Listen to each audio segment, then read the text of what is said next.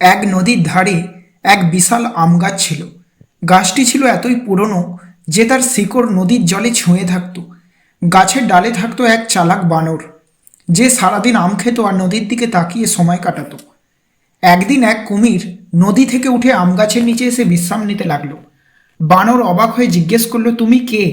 কুমির জবাব দিল, আমি নদীর ওপার থেকে এসেছি। অনেকক্ষণ ধরে সাঁতার কাটতে কাটতে ক্লান্ত হয়ে গেছি। বানর মিষ্টি হেসে কুমিরকে বলল, তুমি ক্ষুধার্ত কি না? কুমির মাথা নাড়ল। বানর একটা পাকা আম ছুঁড়ে দিল। কুমির তা খেয়ে খুব খুশি হলো। এভাবেই তাদের বন্ধুত্বের শুরু। এরপর থেকে কুমির প্রতিদিন আসতো আর বানর তাকে পাকা আম খেতে দিত। তারা দুজন নানা গল্প করত, কখনো নদীর মাছেদের নিয়ে, কখনো বনের জীবজন্তুদের নিয়ে। একদিন কুমির যখন বাড়ি ফিরল, তখন তার স্ত্রী জিজ্ঞেস করল, তুমি প্রতিদিন কোথায় যাও? কুমির বানরের কথা বলল আর জানালো যে সে বানরের দেয়া মিষ্টি আম খায়। কুমিরের স্ত্রী বলল, যদি বানরের খাওয়া আম এত মিষ্টি হয়, তাহলে নিশ্চয়ই তার হৃদয় আরও মিষ্টি হবে। আমি সেটা খেতে চাই। কুমির প্রথমে স্ত্রীর কথায় রাজি হয়নি। সে ভাবল, বানর তো আমার বন্ধু, আমি কিভাবে তার ক্ষতি করি। কিন্তু স্ত্রী তাকে প্রতিদিন বোঝাতে লাগলো। অবশেষে কুমির একটা ফন্দি আনলো। সে বানরের কাছে এসে বলল, বন্ধু, আমার স্ত্রী তোমার সঙ্গে দেখা করতে চায়, চলো নদী পার হয়ে আমাদের বাড়ি চাই। বানর প্রথমে একটু দ্বিধা করলো, ভাবল বন্ধুর স্ত্রীকে দেখা মন্দ হবে না।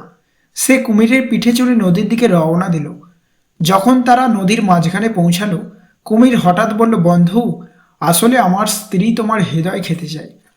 বানর হতভম্ব হয়ে গেল। সে ভাবল, এখন কি করি? যদি ভয় পাই তাহলে আমি মরব।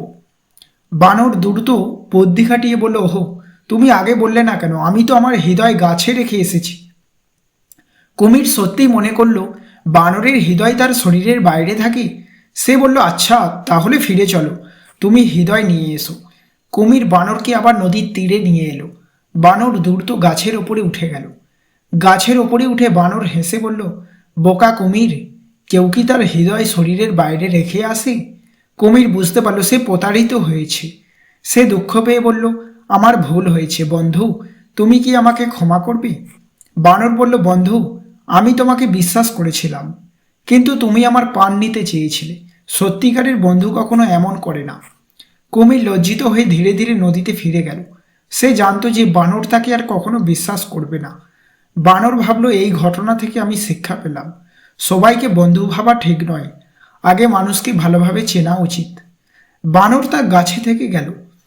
কিন্তু এরপর থেকে সে কাউকে সহজে বিশ্বাস করত না। আর কুমিরও বুঝল বুদ্ধিমানের সঙ্গে প্রতারণা করা সহজ নয়। এই গল্প